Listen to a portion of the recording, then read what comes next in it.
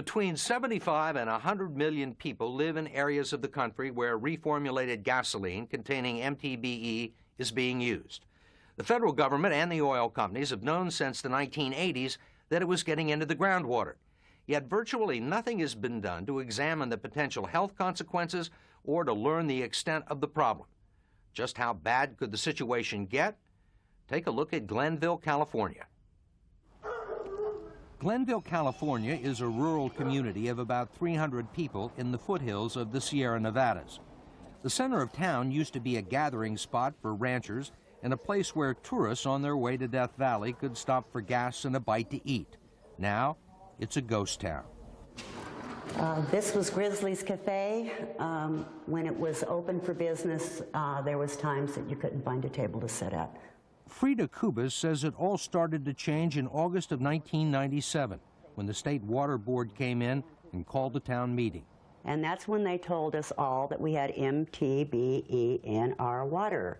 We said, what is MTBE? And what did they say? Oh, well, they kind of shined it on and stroked it off that it was an additive put in the gasoline to clean the air. There was really nothing to be too concerned about. They also told them not to talk to the news media. Frida's well, she later found out, had some of the highest levels of MTBE ever recorded in drinking water. What did they tell you to do? They told us to take shorter showers and cooler showers, and that would help prevent us from breathing the vapors. What about cooking? What about drinking? They told us that if we discontinued using it for that, it would leave our bodies in 12 hours. The MTBE was coming from the town's only gas station, which quickly closed down. The restaurant tried to hang on using bottled water, but with no one stopping for gas, it went under too. Everything else in Glenville just sort of faded away. How many businesses went under here? I can tell you the gas station, the mini mart, the feed store, the antique store, a dress shop, and the cafe. Pretty much the whole town? Pretty much the whole town. This was the livestock and the feed supply store. It saved people from making a 100-mile trip to Bakersfield to get supplies, which really helped a lot. Even after the gas station was closed down, the number of contaminated wells has increased. The state of California has been bringing in water for 14 families and a local saloon. People complain of intestinal problems and skin rashes, and they say the banks have stopped lending money here. People can't sell their houses. It's kind of taking the spirit of the town away, too. All because of one leak at one gas station? Yeah. You know, in a big town, you can have a leak at a station, and it's no big deal. You go to another station, or you go to another shopping center. This was the only one up here. How many Glenvilles or potential Glenvilles are there out there across the United States? The answer is no one really knows. Even though the Environmental Protection Agency has known since the late 1980s that MTBE was getting into drinking water and that there were possible adverse health effects, the agency has done almost nothing. Right now, the only standard for MTBE is a non-binding advisory that the agency sent out 2 years ago. It sets a limit of 20 to 40 parts per billion in drinking water. Bob Perciasepi is Assistant Administrator of the EPA.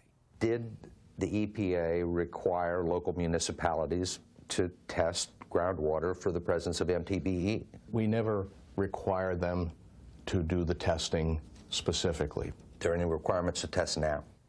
We are working on taking that advisory that we issued 2 years ago and finalizing it into a standard which will require the monitoring at the drinking water. And when would that begin? We hope next year. You're telling me on one hand that we've got to move quickly to prevent this thing from becoming a national crisis, and yet it's still not a requirement that local governments and municipalities and water providers, they don't even have to test for MTBE. They don't even have to test for it. That is something we should have done earlier. It should have been done when the alarm bells were going off earlier. 10 years ago.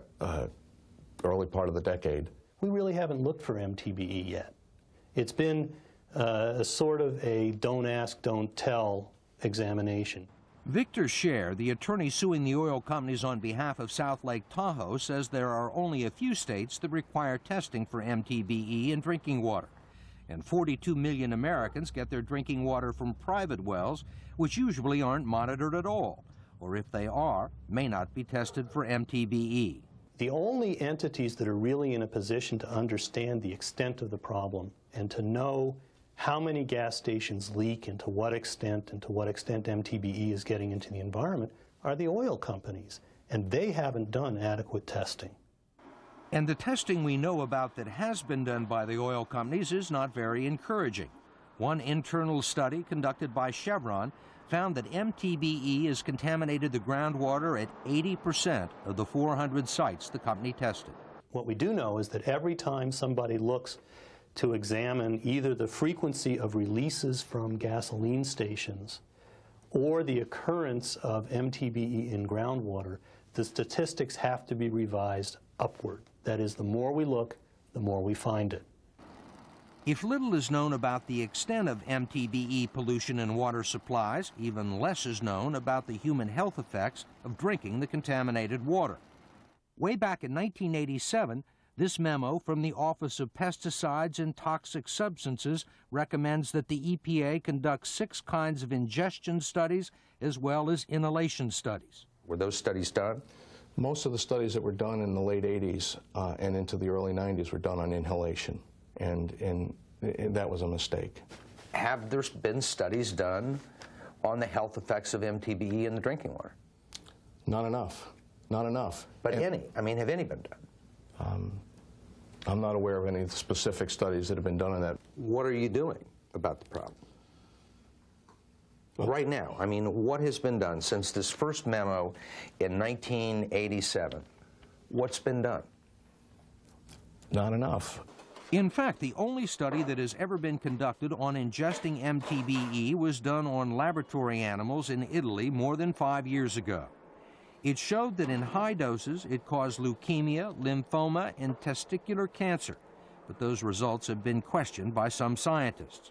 The EPA's position is that MTBE is a possible human carcinogen. How do you expose 100 million people to a chemical which you have not adequately tested for its toxicity? And that's what's happened. That's what's happened. Dr. Bernard Goldstein, the toxicologist, says the study should have been done before the government allowed huge quantities of MTBE to be put in gasoline. He calls it a classic case of how not to protect the public.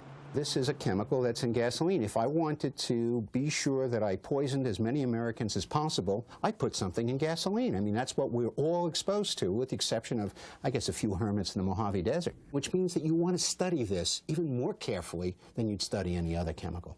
Absent scientific data on the human health effects of MTBE in drinking water and confronted with growing reports of groundwater contamination, the EPA's position now is that action must be taken.